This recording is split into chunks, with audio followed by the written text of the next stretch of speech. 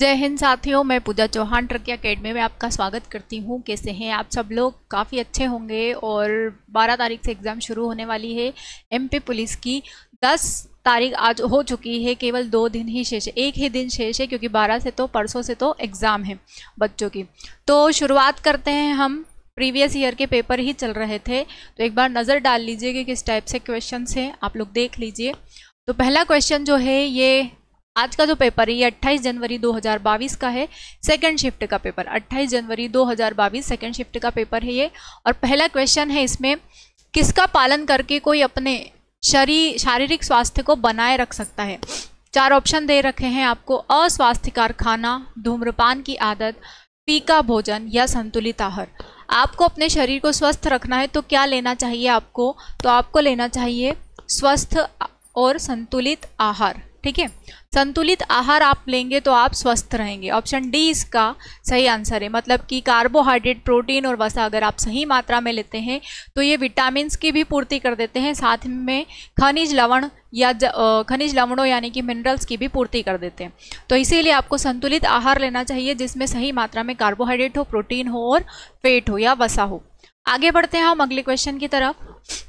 निम्नलिखित में से कौन सा ग्रह पानी से सघन है? मतलब किस ग्रह पर सर्वाधिक मात्रा में पानी पाया जाता है, वो क्या है जहां पर अच्छी मात्रा में पानी पाया जाता है? शुक्र, शनि ग्रह, नेपच्यून या प्लूटो? तो देखिए, शनि ग्रह जो है यहाँ पर पानी जो है इसकी मात्रा सही तरीके से पाई जाती है, इसीलिए इसको कहा जाता है पानी का सघन ग्रह। ठीक है, अगला प्रश्न है, वायुमंडल में रिक्त स्थान गैस सूर्य के प्रकाश का प्रकाशन कर लेती है और इसे वापस अंतरिक्ष में जाने से रोकती है, और इस प्रकार पृथ्वी के वायुमंडल को गर्म रखती है, जो पृथ्वी पर जीवन के अस्तित्व के लिए महत्वपूर्ण है। तो ऐसी कौन सी गैस है वो जो ये सारे कार्य करती है? कार्बन डाइऑक्साइड है, कार्बन मोनोऑक्साइड है, क्लोरीन है या फ्लोरीन है? देखिए, कार्बन मोनोऑक्साइड जो होती है वो हानिकारक होती है, घातक होती है। फ्लोरीन जो है ये अलग गैसें हैं। तो जो मुख्य गैसें हैं जो वायुमंडल को गर्म बनाए रखती है वो कौन सी है? Carbon dioxide. ऑप्शन ए इसका सही आंसर है। और ग्लोबल वार्मिंग के लिए भी जिम्मेदार गैस कौन सी होती है? Carbon dioxide. अगला प्रश्न है, निम्नलिखित प्रश्न में 2 कथन दे रखे हैं, एक है अभिकथन, दूसरा है उसका कारण। अभिकथन दे रखा है कि वायु प्रदूषण के कारण ताजमहल स्मारक को खतरा है, और कारण दे रखा है कि अम्ल वर्षा के कारण वातावरण में सल्फर डाइऑक्साइड और नाइट्रोजन डाइऑक्साइड गैसों में वृद्धि के कारण सफ़ेद संगमरमर का क्षरण वर्षों से हो रहा है। तो देखिए, कथन जो दे रखा है इसका सही कारण दे रखा है। मतलब कि जो अम्ल वर्षा है इसी के कारण संगमरमर को क्षति पहुंच रही है। अम्ल वर्षा किसे कहा जाता है? तो मानसून की जो पहली बारिश होती है उसी को अम्ल वर्षा कहा जाता है, क्योंकि सर्दी और गर्मी के मौसम में जितनी भी गंदगियां होती है वो आसमान में इकट्ठा हो जाती है और फिर वर्षा के रूप में वो बरस जाती है। और सबसे पहली वर्षा होती है तो वो बहुत ज़्यादा हानिकारक होती है, क्योंकि वहाँ पर बहुत सारे एसिड्स इंक्लूड हो जाते हैं, जैसे कि सल्फर डाइऑक्साइड गैसेज होती है, वहाँ पर एसिड नहीं होते, गैसेज होती है, जहरीली गैसें होती है, हमारे शरीर के लिए हानिकारक होती है वो गैसें, इसीलिए वो अम्ल के रूप में बरस जाती है। ठीक है, अगर आपसे पूछा जाता है कि अम्ल वर्षा का पीएच मान कितना होता है तो 5.6 से कम होता है इसका पीएच मान। तो यहाँ पर जो कथन दे रखा है, मतलब अभिकथन, और जो कारण दे रखा है, ये दोनों ही सही बात है। तो यहाँ पर क्या आएगा? Option A, both A and R true.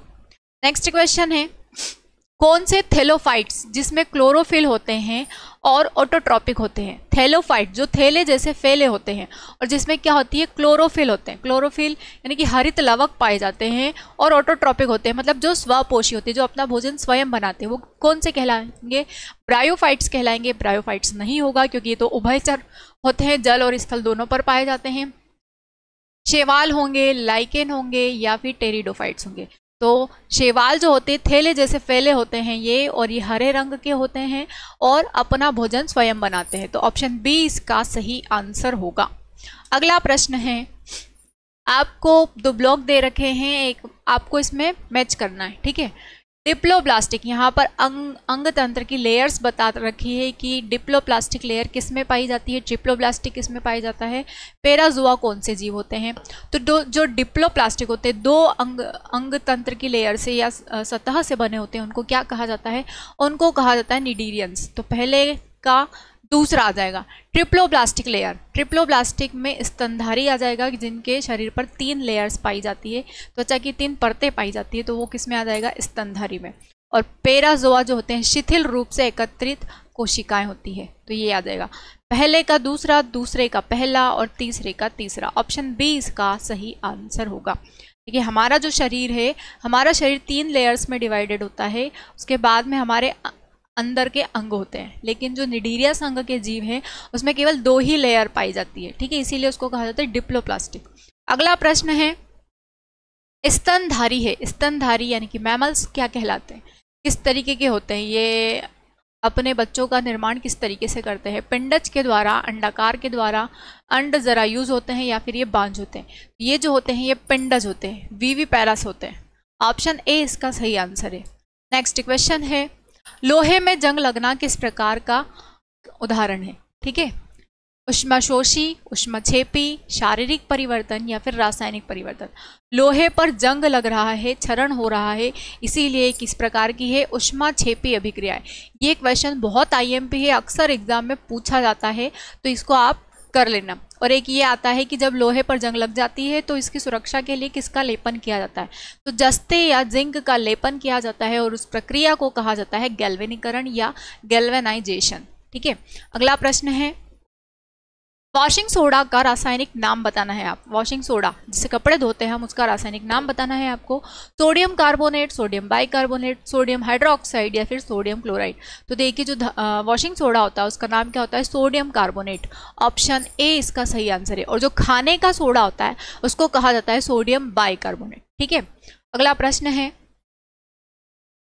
निम्नलिखित में से किस पौधे को सूर्य की पुत्री के रूप में जाना जाता है। सूर्य की पुत्री के रूप में किसको जाना जाता है, सूरजमुखी, कपास, तुलसी या डैफोडिल। अब यहाँ पर सूर्यमुखी दे रखा है तो सूरज की पुत्री के हिसाब से हम क्या लगा देते हैं, सूरजमुखी लगा देते हैं, पर ये इसका गलत आंसर है। सही आंसर क्या है इसका, कपास। कॉटन को कहा जाता है सूरज की पुत्री। अगला प्रश्न है KWH मीटर का प्रयोग किसको मापने के लिए किया जाता है। उपयोग किए गए पानी की मात्रा, उपयोग की गई जाने वाली शक्ति की मात्रा, दिल की धड़कन के उतार चढ़ाव या फिर ध्वनि तीव्रता। तो देखिए KWH मीटर का प्रयोग किया जाता है उपयोग की जाने वाली शक्ति की मात्रा के लिए। ऑप्शन बी इसका सही आंसर होगा। नेक्स्ट है KWH, ठीक है, किलो वाट हर्ट्ज। निम्नलिखित में से कौन ऑक्सीजन युक्त रक्त को हृदय से शरीर के सभी भागों में ले जाता है। कौन ऑक्सीजन युक्त, ठीक है, जो प्योर ब्लड को ले जाता है हृदय से शरीर की ओर, उसको क्या कहा जाता है, शिराएं कहा जाता है, धमनियां कहा जाता है, श्वेत रक्त कोशिकाएं कहा जाता है या फिर प्लेटलेट्स कहा जाता है। तो जब ब्लड प्यूरिफिकेशन हो जाता है लंग्स के थ्रू तो वो चला जाता है फुफ्फुसीय शिरा के द्वारा आपके हार्ट में, लेकिन फिर से हार्ट से पूरे ऑर्गन्स, सारे ऑर्गन्स में भेजने का काम किसका होता है, धमनियां का। अयोटा मैंने बताया था आपको, अयोटा को महाधमनी कहा जाता है और यही महाधमनी आपके पूरे शरीर में रक्त का परिसंचरण करती है। तो ऑप्शन बी इसका सही आंसर होगा। अगला प्रश्न है फूल के अंतरतम भाग को क्या कहा जाता है। पुष्प के भाग पूछे यहाँ पर कि पुष्प के अंदर वाले भाग को क्या कहा जाता है। पुंकेसर, स्त्री केसर, पराग कोश या पंखुड़ियाँ। पंखुड़ियाँ तो बाहर की तरफ होती है, पराग कोश जो होता है वो नर पुष्प में पाया जाता है। और आपसे पूछा है कि अंदर वाला भाग क्या कहलाता है, तो वो कहलाता है स्त्री केसर, पिस्टिल कहलाता है। ऑप्शन बी इसका सही आंसर है। ये इस तरीके से होता है फ्लावर, ठीक है, इस तरीके से यहाँ पर आपको सारी चीज़ें मिल जाती है। ये इसके अंदर सारी चीज़ें इंक्लूड रहती है। ये अंदर वाला जो भाग होता है यहाँ पर ओवरी होती है, अंडाशय होता है, बीजांड होता है और अंडाशय वाला भाग जो होता है वो स्त्री केसर के अंतर्गत आता है। और आपसे अंतरम भाग के बारे में ही पूछा गया है, तो ये अंदर वाला भाग क्या कहलाएगा, ये स्त्री केसर ही कहलाएगा, ठीक है। अगला प्रश्न देखते हैं हम। यदि u और v प्रारंभिक और अंतिम वेग है और s समय t से में तय की गई दूरी है, s दूरी है t समय में, तो निम्नलिखित में से कौन सा समीकरण सही होगा। u और v प्रारंभिक वेग हैं, प्रारंभिक और अंतिम वेग हैं और s दूरी है, t समय है, तो इसका सही समीकरण क्या होगा। अगर आप इसको उधर ले जाते हैं, इसको सॉल्व कर लेते हैं, तो क्या हो जाता है ये, या इसको इधर ले आते हैं u माइनस v, और ये माइनस उधर चला जाता है u प्लस v अपॉन क्या हो जाएगा g इंटू टी हो जाएगा। तो ऑप्शन सी इसका सही आंसर होगा। ठीक है, ऑप्शन सी। नेक्स्ट क्वेश्चन है, मनुष्य के शरीर में अधिकांश फास्फोरस किस अंग में पाया जाता है? आंखों में, बालों में, हड्डियों और दांतों में, या मानव शरीर में नहीं पाया जाता है? तो देखिए, आंखों और बालों में जो होते हैं वो क्या होते हैं? प्रोटीन होते हैं। ठीक है, प्रोटीन सबसे ज़्यादा बालों में पाया जाता है, केरोटीन, अल्फा केरोटीन प्रोटीन पाया जाता है बालों में। और फास्फोरस जो होता है, फास्फोरस हड्डी और दांतों में पाया जाता है।